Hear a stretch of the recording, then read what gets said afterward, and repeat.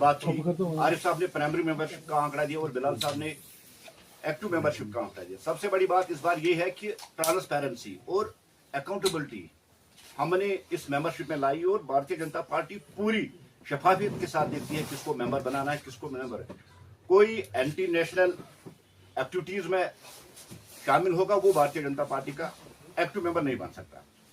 साथियों, 2024 का साल जिस तरह से गुजरा है और 2025 में हम दाखिल हुए तो भारतीय जनता पार्टी की बहुत अचीवमेंट्स है, लेकिन मैं कुछ अचीवमेंट्स पे आपका ध्यान दिलाना चाहता हूं। जैसे कि आप सभी साथी जानते हैं कि इस साल मोदी जी ने हैट्रिक की और हमने सेंटर में एक बार फिर बहुमत हासिल की और बहुमत के साथ ऑनरेबल नरेंद्र मोदी जी, आदरणीय नरेंद्र मोदी जी देश के तीसरी बार के वजीर आजम बने। और साथ साथ आपने देखा कि हरियाणा में भी हमने बहुत जबरदस्त लैंडस्लाइड विक्ट्री हमने हासिल की और साथ साथ महाराष्ट्र में उससे बड़ी जीत हमने हासिल की। इसका सीधा सा मतलब है कि भारतीय जनता पार्टी आए रोज देश में मकबूल होती जा रही है और जो खानदानी पार्टी है, जिस तरह से वो डायनेस्टी रूलर्स है, गांधी नेहरू फैमिलीज हो चाहे और भी कोई खानदानी पार्टी हो, वो सुकड़ती जा रही है और वो अपना आधार है देश में खोती जा रही है। जहां तक जम्मू कश्मीर का ताल्लुक है, देखिए जम्मू कश्मीर में भारतीय जनता पार्टी ने पहली बार कहीं पे 40% वोट लिए, कहीं पे 12%, कहीं पे 10%, लेकिन टोटल मिला के अगर हम देखते हैं तो इस बार हमने 19 जगहों पर इलेक्शन लड़ा और 5.5% हमने यहाँ पहली बार 1% से बढ़कर हमने यहाँ वोट लिए। ये भी एक बहुत बड़ी अचीवमेंट है। कश्मीर जैसे खिते में जहां पार्टी को अनटचेबल लोग मानते थे या भारतीय जनता पार्टी की एक इमेज गलत तरीके से यहाँ पेश की गई थी, लेकिन लोग आज उसको चाहते हैं और वो आपके सामने इस वक्त एक सबूत भी आरिफ साहब ने दिया कि गवर्नमेंट नेशनल कॉन्फ्रेंस थी तब भी लोग भारतीय जनता पार्टी के साथ जुड़ते हैं। बिलाल साहब ने भी आपको यही कहा। दूसरी सबसे बड़ी अचीवमेंट जो 2024 में हुई वो जम्मू कश्मीर का इलेक्शन था। पहली बार इतनी बड़ी तादाद में वोटर्स का निकलना और न बम, ग्रेनेड, गोली, लाठीचार्ज, टेयर गैस, शेलिंग, बाइकाट, धमकी, इस नाम की कोई चीज हमें देखने को नहीं मिली। इसका सीधा सा मतलब है कि भारतीय जनता पार्टी वाली गवर्नमेंट ने दहशत गर्दों के ताबूत में आखिरी खेल ठोकर जम्मू कश्मीर को पूरा मुंतखब बनाया और कश्मीर में आप भी देखिए आज मिलिटेंसी फ्री, दहशतगर्दी फ्री कश्मीर बन गया। यही वजह है कि आज खुल के लोग इस इलेक्शन में निकले हैं। ये भारतीय जनता पार्टी की अचीवमेंट थी। और सबसे बड़ी एक सौगात जो हमें मिलने वाली है, जिसका कश्मीरियों ने पिछले 70-75 साल से सपना देखा था कि ट्रेन यहाँ गई और ऑनरेबल प्राइम मिनिस्टर 26 जनवरी को वंदे भारत के जरिए कश्मीर को कन्याकुमारी के साथ जोड़ने वाले हैं। ये भी एक बहुत बड़ी अचीवमेंट है जिसका हम जिक्र यहाँ कर रहे हैं। जहां तक अब गवर्नमेंट का ताल्लुक है, देखिए नेशनल कॉन्फ्रेंस को 3 महीने होने को आ गए हैं।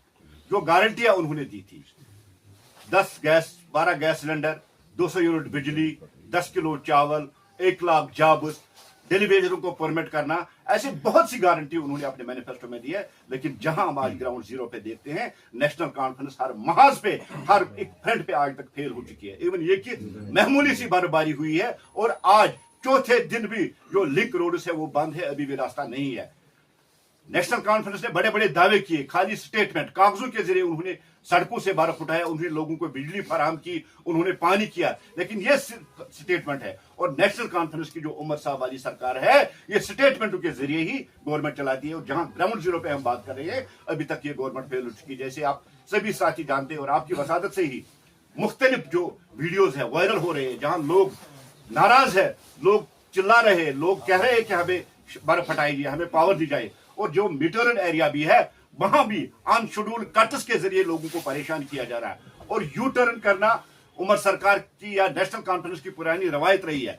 पहले उमर साहब जब पावर में नहीं थे तब उनकी बात थी कि जैसे ही हम पावर में आएंगे हम जम्मू से मीटर उठा के तवी में फेंक देंगे और श्रीनगर से मीटर उठा के हम जाली में फेंक देंगे।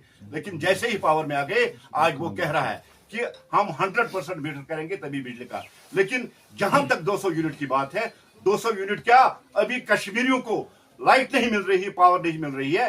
200 यूनिट की बात दूर है, हमें वही लाइट दीजिए जो पिछले साल हमें एलजी इंतजामिया दे रही थी। जिस तरह से एलजी इंतजामिया ने पिछले साल सड़कें साफ करवाई, डेवलपमेंट करवाई और यहाँ बिजली का जो इंतजाम था हमें वही चाहिए।